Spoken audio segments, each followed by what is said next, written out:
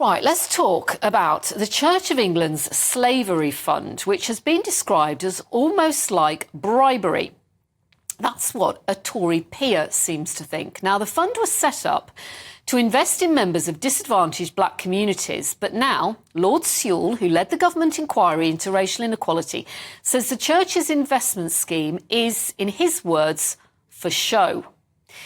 Joining me now is political commentator Alex Armstrong and GB News presenter and co-founder of Conservatives Against Racism, Albie Amankona. Thank you very much for talking to me about this. Crikey, where do we start? Albie, is it just for show?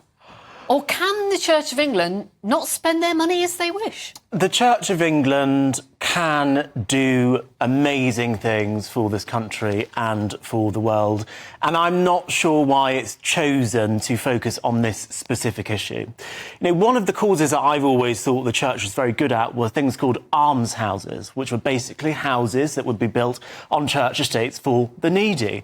Now, I think there's some reporting that not only did they want to spend £100 million on this fund, that they wanted to spend £1 billion on reparations as well. But why not spend 100 million or £1 billion on a new generation of almshouses to help British people in need, as opposed to just helping one group of people, black British people? Why not just help all people in need? Is it for show, Alex? Well, I just don't understand what the Church of England is trying to do. It's on its deathbed. It really is. There is people... It is on its deathbed. There are people fleeing the church. Fleeing? They're fleeing the church. Well, congregations have reduced. I mean, deathbed is maybe a little...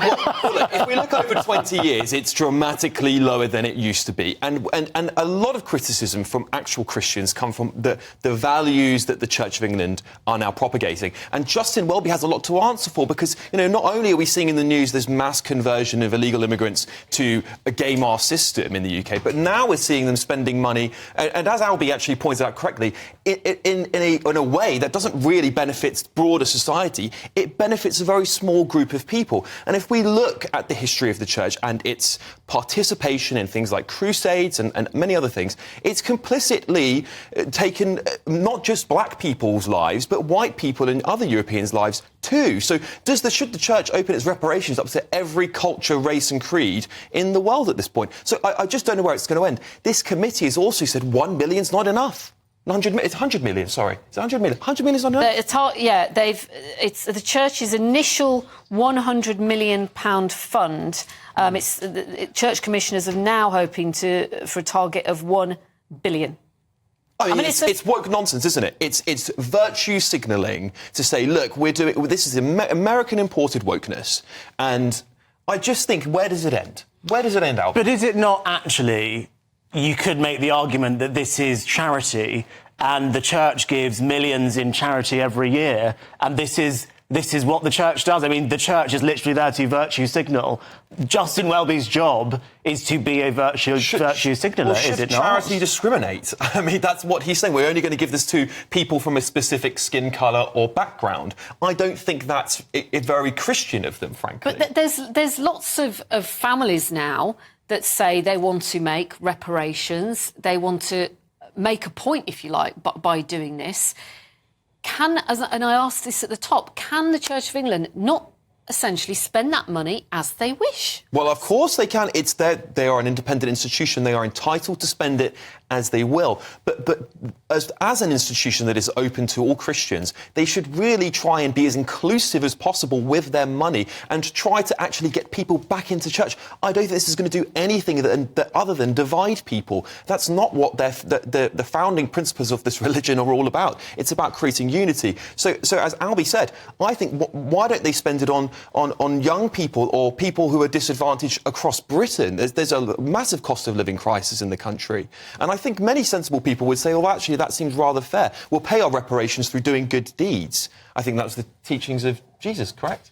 Well, you'd have to tell me, Alex, I'm not a Christian. Okay. I mean, there are thousands of church buildings that have shut, in the last few decades. Would the money not be spent into preserving those?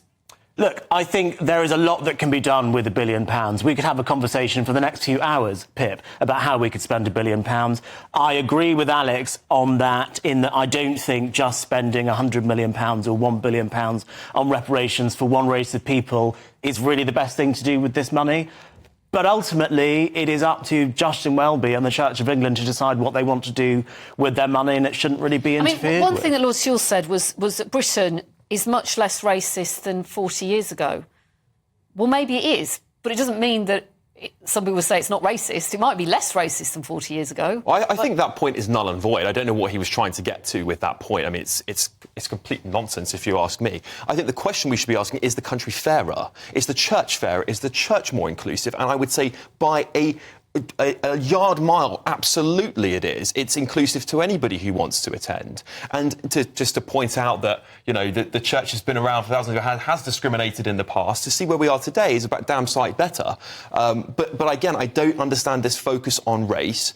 I don't understand this focus on division. It doesn't make any sense. And I think that's what people want to see, is a bit of common sense back in the church, and for them to be acting in good faith, not on divisive topics. I mean, how long, Albie, do you apologise for it for? You know, we know slavery went on for centuries.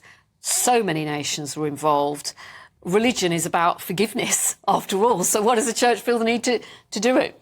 Well, I think there would be a lot of people, perhaps, on the left of British politics who would say, well, when has the apology been? You know, when has actually the British state or the British government actually said, we apologise for colonisation? Well, I'll finish my point. The members of the royal family did, and it caused a lot of controversy with people like Alex. So there would be a lot of people who would say, well, where has the apology been? Let's hear an apology first before we can say we've had enough apologies. The apology was on the Abolition of Slavery Act, when Britain spent 50% of its GDP to combat slavery, not just in Britain and ban it, but to ban it across the entire planet. We even blockaded Argentina, I think it was, or Venezuela, for months in order to shut down their slave trade there. I think that's a pretty grand gesture. You may not get the word "we're sorry," but actions speak louder than words, in my opinion. And the actions that Britain took to end slave trade across the world was an incredible gesture of how British values are and what we stand for as a country. But you can also still just say, I'm sorry for the slave trade. But what would you prefer? We end the slave trade, we'll say we're sorry for it? Well, look, we're not debating the end of the slave trade. That's already happened, Alex. We're talking about things today.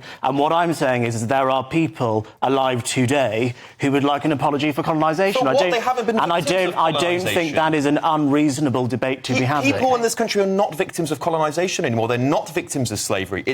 In which case you could say that many Europeans and people were also slaves of the church as well. So where does it end? It doesn't end well. It ends in division. It ends in a saying sorry ends in division. Well, of course, not saying sorry, Albie. But so what do you have against it? Actions speak louder than words. I'm not saying it's OK to apologise if you feel the need to, but the actions that we've already taken as a country and as an institution. I mean, actually, the church was one of the leading institutions in ending the slave trade. It had in Clapham, I can't remember what the clergy was called there, but they led the crusade against slavery. So I don't know how much more action needs to be taken, and this won't end, because 100 million will never be enough.